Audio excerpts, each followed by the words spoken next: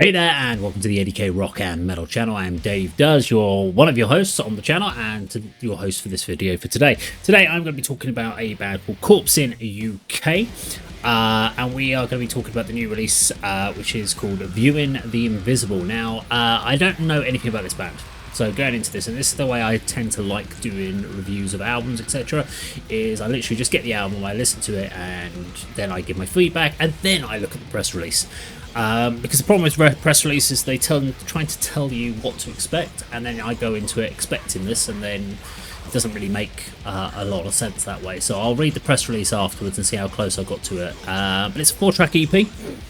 Now there are 3 of us on this channel, so Kirk kind of picks up the extreme stuff. Andy usually gets the death metal and doom and kind of more the classic new wave of British heavy metal, and I pick up the groove and hard rock and that sort of stuff. So straight away, this is not targeted at me, but I think it's quite an interesting approach to see what I thought of it from a person who doesn't listen to really a lot of death metal. But there are a few bands I do listen to that would fall into this genre. So really interesting to kind of approach this. So let's talk about the first song on the EP. It's called Be the Pack.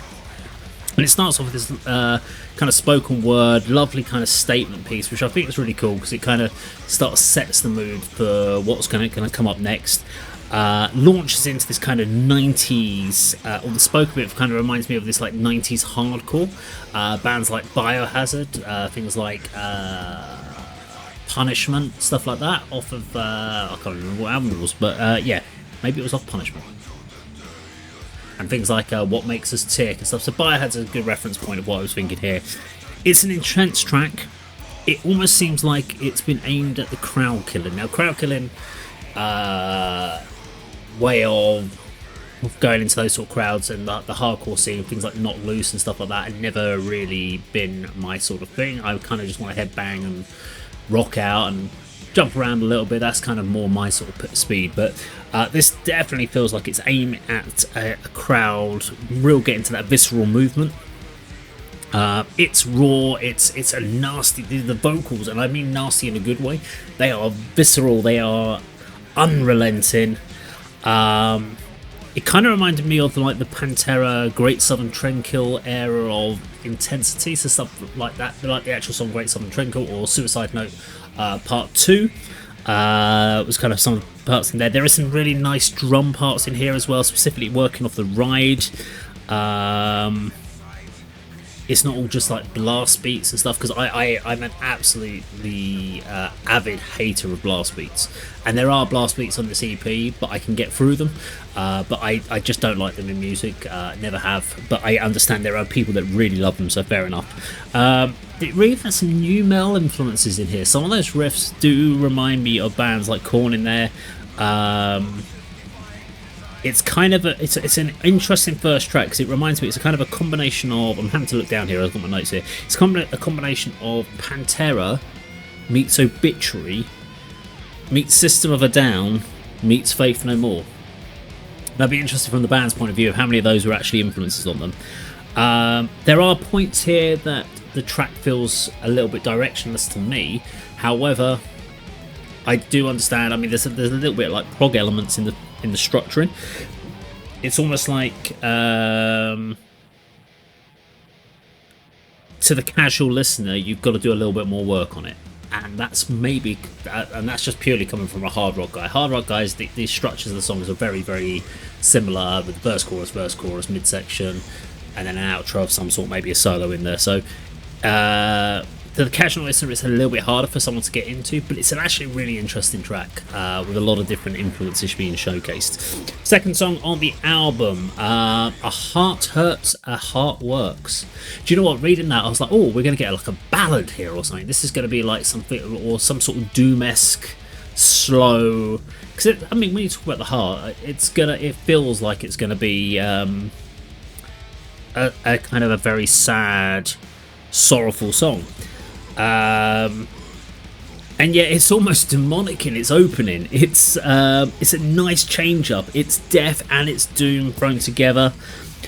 I personally could have avoided the death parts. I think they could have spent a bit more time on the doom elements, because I really liked it when it was a bit heavier, a bit weightier. But it is cool. It is quite a nice blend, but I like the sludginess that was coming out in those Doom sections. It's quite progressive as well. They're trying to put a lot in. The only problem I find with bands putting a lot of different parts into a song is it's a lot harder to get into it on those first time listens, but I do find it's quite rewarding.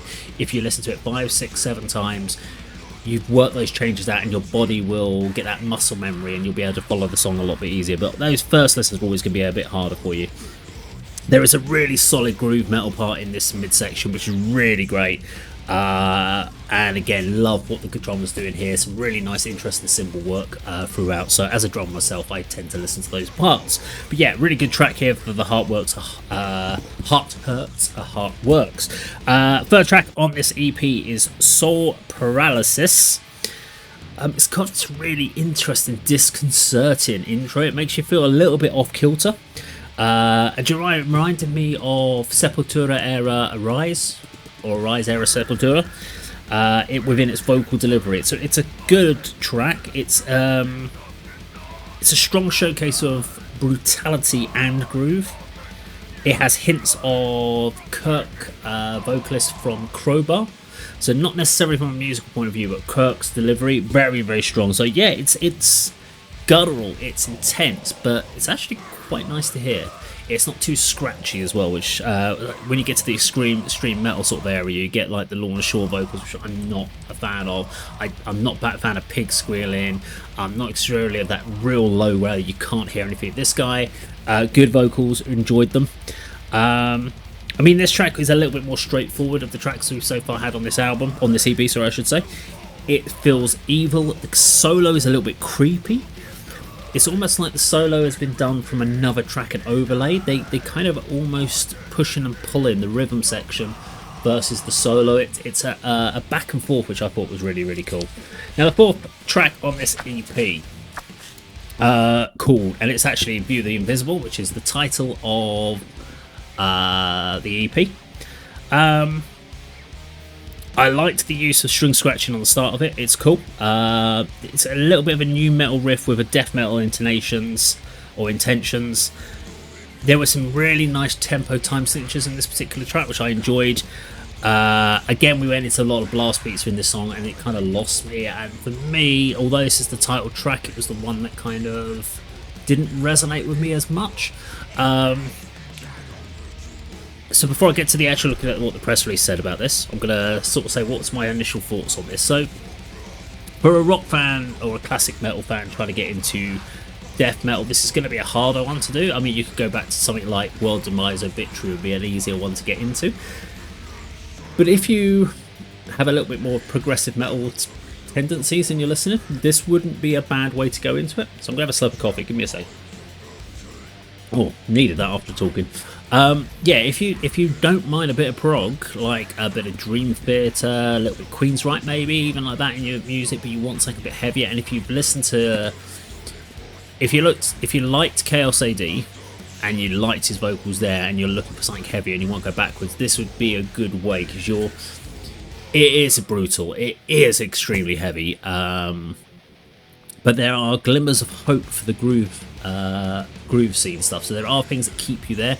If this was just brutal, in your face, it would have lost me a long time ago, and it would have had nothing there redeeming for me to even appreciate. But the fact that they do have these elements from other categories, other genres within the metal scene, and it's not just brutal death metal, I think that does redeem it quite well.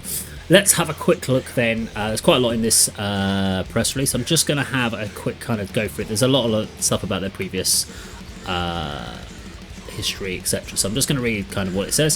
So Corpse was formed in 2002, emerging from the same London underground metal scene that gave the world Gore, Rotted and Akakok. After his previous band Infestation disbanded, guitarist Giuseppe, united with his love of Floridia, inspired fast and pummeling death metal, and his brother Mick's varied interest in black flamenco and fusion playing styles. Okay, didn't hear any flamenco in there, but maybe that's changed since earlier albums. By 2005, of course, they had a full lineup with playing regular shows, and their debut album, Watching the Tinker. After a 10-year hiatus, Corpse returned in 2017 with new members in tow and released the rousing Regnum EP, if I've said that correctly. We've obviously had some other ones in there. I'm just trying to see if they've got anything about their referencing. If there's, it's interesting. I usually find press releases quite interesting when they put in their references. Now this looks like this was a press release created by the band, because it hasn't got all the bullshit that PR companies usually put in their press releases, which is all kind of like they're breaking barriers and yada yada yada and all that crap. I can usually see that through that quite quickly. So let's have a look. When they came out in the new album, Corpse emerged as a battered and bruised band after the collective onslaught wrought by the COVID pandemic, as a lot of bands did. Yeah, nothing really mentioning their styles or anything like that, but lots of other bits in there just talking about how the track, etc. So nothing more for me to really talk about on that one, but would I recommend checking this out, and who would I recommend this for? So if you've only ever listened to rock and you're a fan of Thunder and Bon Jovi, you're not going to find anything here. If you have experimented in going into some of the heavier stuff, and even if you like your groove stuff like Samael and stuff like that, there is definitely elements in here for you. So it's not just classic, if you talk about like death and stuff like that, the Floridian death metal scene, there is definitely more progressive elements in this. And yes, if you're not a fan of blast beats, you're going to have to get past that, unfortunately. But the key thing with this band is these sections don't last very long. They move from section to section to section. So you are going to have to listen to this EP multiple times to really lock in what the structures are, because there's a lot of structure changes in here. But if you do that, I think you'll really get the reward for checking out Corpsing and viewing The Invisible. So make sure you go check them out. Go check out, get their digital download. This is all coming out on the 7th of February. And it will be available in digital download via Bandcamp and, of course, all the usual streaming services. Go check them out. Thank you very much for checking us out today, and we'll see you on the video sometime very soon. Take care.